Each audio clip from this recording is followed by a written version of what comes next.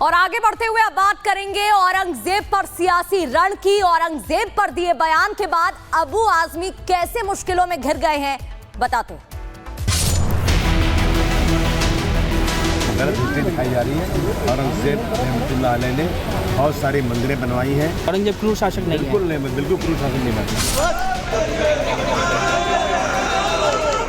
त्याच्यावर देशद्रोहाचा गुन्हा दाखल झाला पाहिजे, अबू आझमी निलंबित झाला पाहिजे। औरंगजेब की आत्मा घुस गई है। तो बड़ी खबर, सपा विधायक अबू आजमी की मुश्किलें बढ़ सकती हैं। औरंगजेब को लेकर दिया गया बयान, अबू आजमी को विधानसभा से सस्पेंड करने की मांग की जा रही है और लगातार परिसर में विरोध भी हुआ। देशद्रोह का मुकदमा दर्ज करने की मांग उठी। डिप्यूटी सीएम एकनाथ शिंदे ने देशद्रोह का मुकदमा दर्ज करने की मांग की।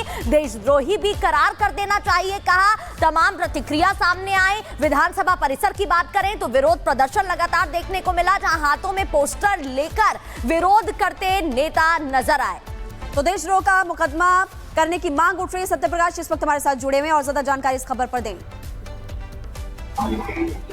देखिए, अबू आजमी का मामला कहीं कहीं महाराष्ट्र विधानसभा में आज भी गूंजेगा, क्योंकि जिस तरह से कल शिवसेना के नेता और महाराष्ट्र उप मुख्यमंत्री एकनाथ शिंदे ने यह मुद्दा उठाया और लगातार कहीं न कहीं शिवसेना एकनाथ शिंदे ग्रुप के सारे नेता आक्रामक हैं।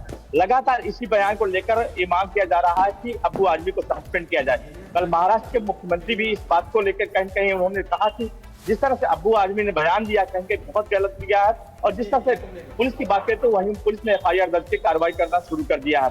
आज भी महाराष्ट्र विधानसभा में यह मुद्दा उठने वाला है और ये डिमांड किया जाएगा कि आज ही अबू आजमी को सस्पेंड किया जाए। कल विधानसभा अध्यक्ष से डिमांड किया गया था, शिवसेना, बीजेपी और एनसीपी तीनों महायुति के तीनों तरफ से ये डिमांड किया गया कि अबू आजमी को आज ही सस्पेंड किया जाए, लेकिन कल सस्पेंड नहीं किया गया। आज उम्मीद जताया जा रहा है कि आज अबू आजमी को सस्पेंड किया जाए। वहीं आज भी विरोध प्रदर्शन होने वाला है। महाराष्ट्र के अलग अलग जगहों पे विरोध प्रदर्शन होने वाला, मुंबई में होने वाला है। यहाँ तक कि विधानसभा के अंदर भी अबू आजमी के बयान को लेकर विरोध प्रदर्शन होने वाला। यही मुद्दे को लेकर औरंगजेब के मुद्दे को लेकर आज महाराष्ट्र के मुख्यमंत्री देवेंद्र फडणवीस, अजित पवार और एकनाथ शिंदे, साथ साथ विधानसभा अध्यक्ष के साथ साथ सारे विधायक जाएंगे आज छावा पिक्चर देखने के लिए। कहीं कहीं महाराष्ट्र में औरंगजेब का मुद्दा गर्म है। अबू आजमी जो बयान दिया है उसको डिमांड किया जा रहा है कि उनको सस्पेंड किया जाए। जी ठीक है सत्यविजय, धन्यवाद आपका इस तमाम जानकारी के लिए। तो बता दें आपको कि औरंगजेब को लेकर अबू आजमी के बयान पर महाराष्ट्र में सड़कों से लेकर विधानसभा तक हंगामा मचा हुआ है। शिवसेना शिंदे गुट ने आजमी के बयान के विरोध में ठाणे में केस दर्ज कराया है। शिंदे ने तो अबू आजमी पर देशद्रोह का केस दर्ज करने की भी मांग की है।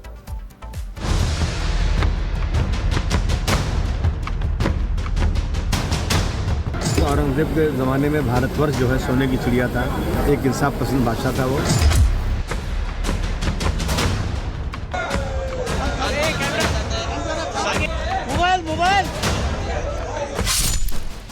मुगल शासक औरंगजेब भले ही 318 साल पहले कब्र में चला गया, लेकिन उसके नाम पर भारतीय सियासत में आज भी संग्राम हो रहा है। ये विरोध प्रदर्शन, ये जूते चप्पलों की बारिश सपा नेता अबू आजमी के पोस्टर पर की जा रही है।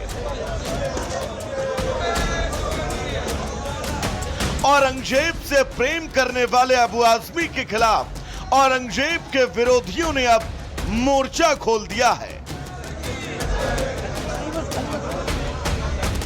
औरंगजेब की वकालत करना, उसके शान में कसीदे पढ़ना और औरंगजेब को महान शासक बताना सपा नेता अबू आजमी को अब भारी पड़ गया।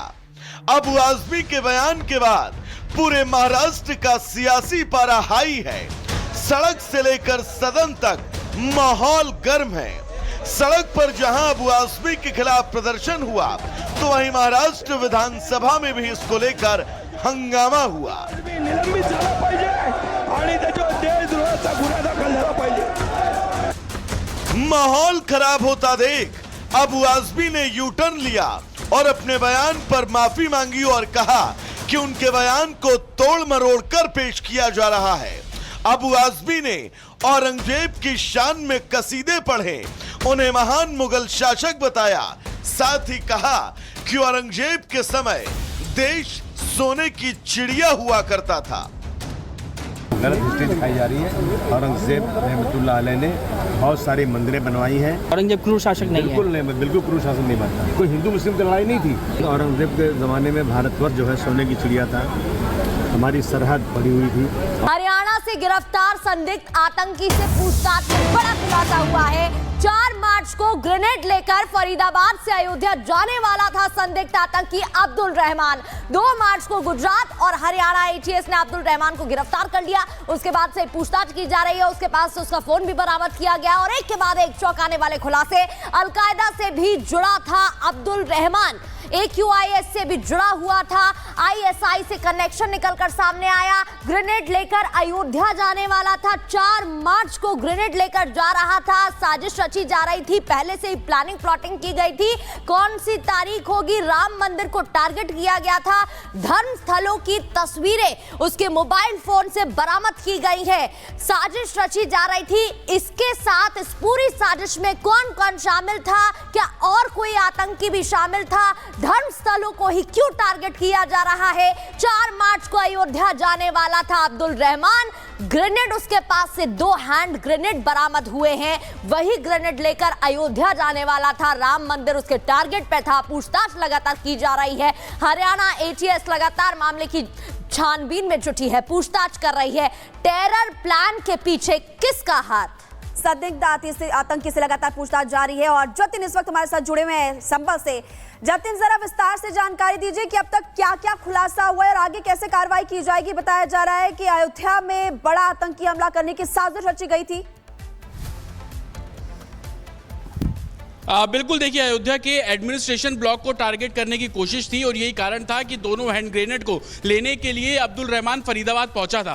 पूछताछ में उसने कई खुलासे किए। पूछताछ में ये बताया कि 4 अप्रैल को वो वापस अयोध्या जो है वो जाना चाह रहा था। उसके पास जो टिकट बरामद हुई है वो अयोध्या कैंट से दिल्ली जंक्शन की टिकट बरामद हुई है, जो कि 1 तारीख थी। एजेंसियों को इस बारे में आशंका है कि वो 1 तारीख को ही दिल्ली लौटा, दिल्ली से फरीदाबाद गया। जो 2 हैंड ग्रेनेड उसके पास से बरामद किए गए हैं, ये दोनों ही ग्रेनेड की जो क्षमता है वो 30 मीटर तक की है। 30 मीटर तक वो जो एक तरीके से हमला है वो कर सकते हैं। और ये भी जानकारी मिल रही है कि AQIS लिंक अब्दुल रहमान से जुड़ता हुआ नजर आ रहा है। जो सुलियान नाम का शख्स है, जो कि आतंकी है, पाकिस्तान ऑक्यूपाइड कश्मीर में ट्रेनिंग कैंप चलाता है, उसके संपर्क में था और उसी के कहने पर दोनों हैंड ग्रेनेड को रिसीव करने के लिए अब्दुल रहमान फरीदाबाद पहुंचा था और दोनों हैंड ग्रेनेड उससे रिसीव किए, अपने बैग में रखे। अब्दुल रहमान को लेकर चौंकाने वाले खुलासे हो रहे हैं। वो देसी कट्टा, जिसको हम रिवॉल्वर भी बोलते हैं, वो बनाना साफ तौर पर जानता है और कहीं ना कहीं इलेक्ट्रॉनिक्स का उसको बहुत ज्यादा शौक था। जो 2 फोन उसके पास से बरामद हुए, एक फोन वो अपने परिवार वाले, अपने दोस्तों से बात करने के लिए इस्तेमाल करता था।